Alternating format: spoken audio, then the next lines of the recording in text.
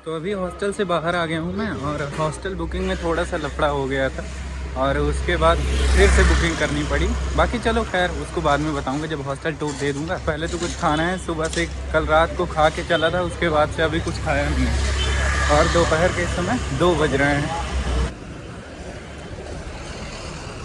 Okay. और ये उत्तराखंड का टॉप क्वालिटी का राजमा है। ये यहाँ पर हर्षिल वैली है, वहीं पे होता है सबसे ज़्यादा और एकदम टॉप क्वालिटी का है। लेकिन इस बार बारिश लेट में आई थी तो कम पैदावार हुई है, इसीलिए अभी पूछा मैंने तो बता रहे थे इस बार महंगा भी है काफ़ी। थाली ठीक ठाक मिल गई थी, 70 रुपये में था और 4 रोटी, बाकी सारी चीज़ें थी उसमें। और इतने कम पैसे में ऋषिकेश में बहुत ही कम होता है कि थाली मिल जाए। बाकी आश्रम जो बने हैं वहाँ तो मुफ्त में भी दे देते हैं और 40-50 रुपये में थाली मिल जाती है। लेकिन ऐसे जो प्राइवेट होटल्स या ढाबा होते हैं वहाँ पे तो 70 रुपये में ऐसे नाश्ते के लिए कुछ मिल जाएगा, थाली तो बहुत मुश्किल है। बहुत सारी एडवेंचर स्पोर्ट्स की दुकानें मिल जाएंगी, यहाँ से आप बुकिंग करा सकते हैं। नहीं ऑन द स्पॉट आएंगे तब भी बुक कर लेते हैं। हो सकेगा तो कल सुबह या फिर कल दोपहर वाले स्लॉट में राफ्टिंग का अगर मौका मिलेगा तो कर लूँगा मैं भी।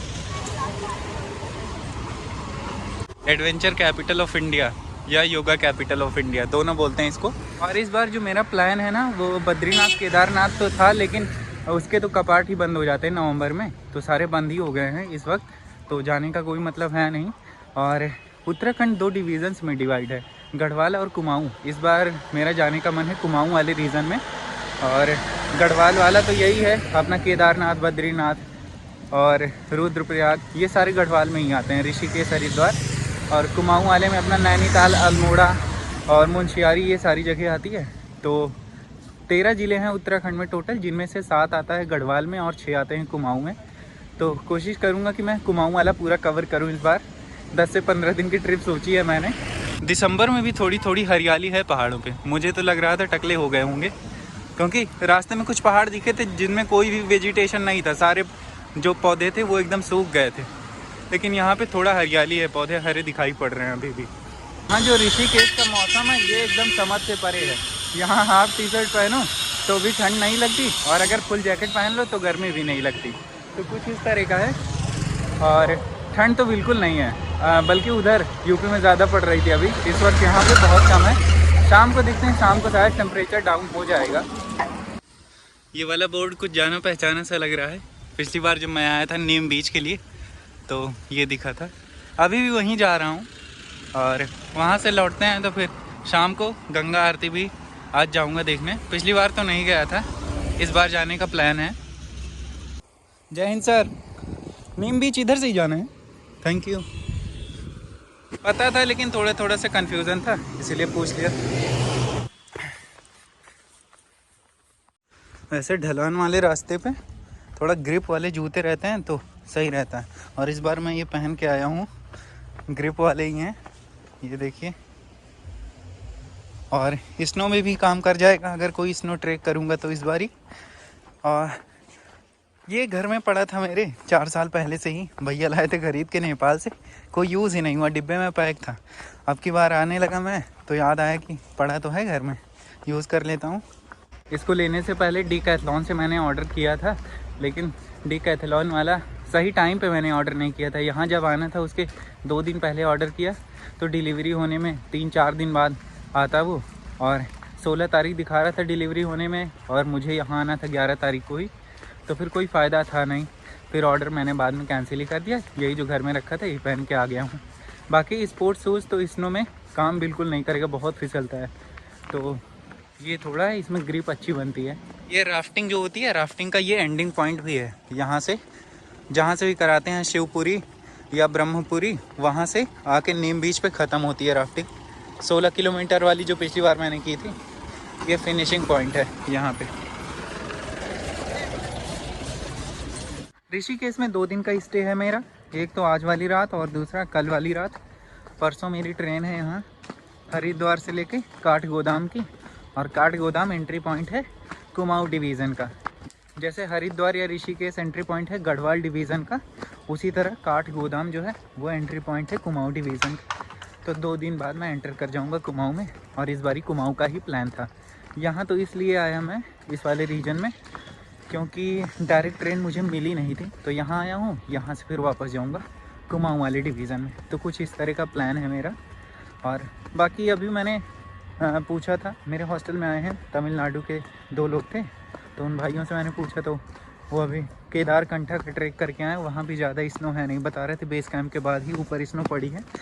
और तुंगनाथ में अभी स्नोफॉल हुई ही नहीं है, नहीं तो तुंगनाथ चला जाता, और तुंगनाथ जाता तो फिर देवप्रयाग, रुद्रप्रयाग और कर्णप्रयाग, इन 3 प्रयाग को भी मैं कवर कर लेता। लेकिन जब स्नो पड़ी ही नहीं है तो फिर अभी तो उधर नहीं जाऊंगा, और इधर क्या नाम है, कुमाऊँ वाले डिवीज़न में जाऊंगा। ये सामने दिखने लगा है नीम बीच, और राफ्ट भी यहाँ से जा रही हैं उधर शायद। और ऐसा कोई श्योर नहीं है कि कुमाऊँ डिवीज़न में बर्फ़ पड़ी होगी, लेकिन मन है कुमाऊँ डिवीज़न घूमने का इस बारी। तो इसलिए एक बारी मैं जा चुका हूँ वहाँ नैनीताल, लेकिन वो बस 1-2 दिन के लिए गया था और नैनीताल ही घूम के लौटा है। इस बार पूरा कवर करूँगा मैं, और हो सकेगा तो चाइना बॉर्डर तक भी जाऊँगा। भीड़ बिल्कुल भी नहीं है, इतना खामोश माहौल, वो भी ऋषिकेश में बहुत कम मिलता है। तो ये है नीम बीच, काफ़ी ज़्यादा बालू है इधर तो। और इस बार गंगा की स्ट्रीम बहुत ज़्यादा वाइड है पिछली बार की कंपैरिजन में।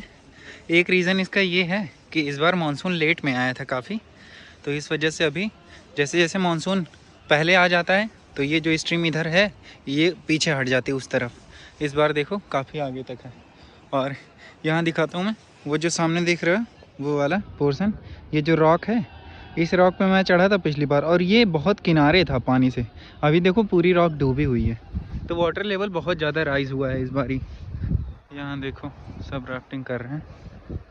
तो सामने से काफ़ी धूप लग रही, चश्मा वश्मा लगा लेता हूँ मैं, नहीं इसको ख़रीदने का कोई मकसद बनेगा नहीं, इसीलिए तो लिया है। धूप पड़ती सामने से तो आंखें खुलती नहीं है, और ऐसे चश्मा लगा लूँगा तो कोई जान ही नहीं पाएगा खुल रही हैं कि बंद है।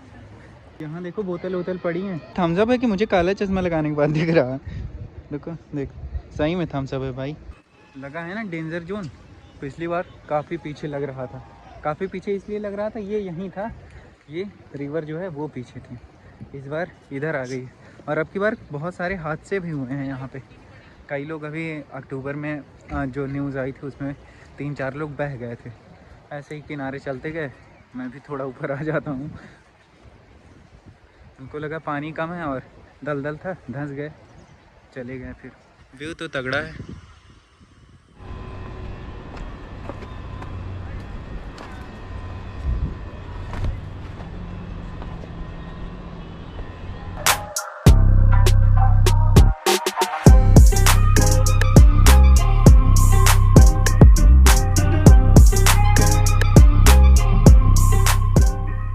यहाँ पे बस ऐसे ही थोड़ी देर बैठा हूँ, और हवाएं अभी ठंड चलने लगी हैं, तो यहाँ पे काफ़ी क्लियर पानी रहता है गंगा का।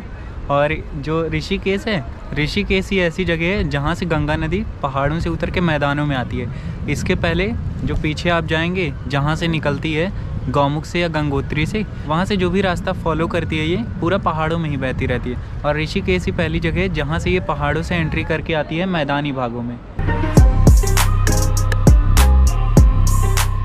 और ये जो सामने भाई बैठा है बहुत देर से जख्मों को खुरेदने वाले गाने बजा रहा है, इसका दिल विल टूटा है भाई।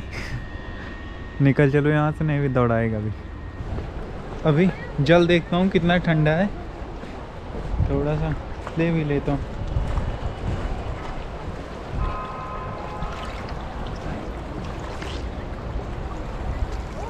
बहुत ठंडा है भाई जल अभी तो, और इसको देख के तो लग रहा है राफ्टिंग का प्लान कैंसिल करना पड़ेगा। जुकाम पहले से ही पकड़ रखा है मुझे, और कहीं राफ्टिंग के चक्कर में और तगड़े से ना पकड़ ले, यहीं से वापस होना पड़े। कल तक देखूंगा कैसा रहता है माहौल, थोड़ा बहुत ठीक होता है तो फिर। अभी तक तो चांसेस यही हैं कि करूंगा राफ्टिंग, कल बदल जाए प्लान तो उसका पता नहीं है।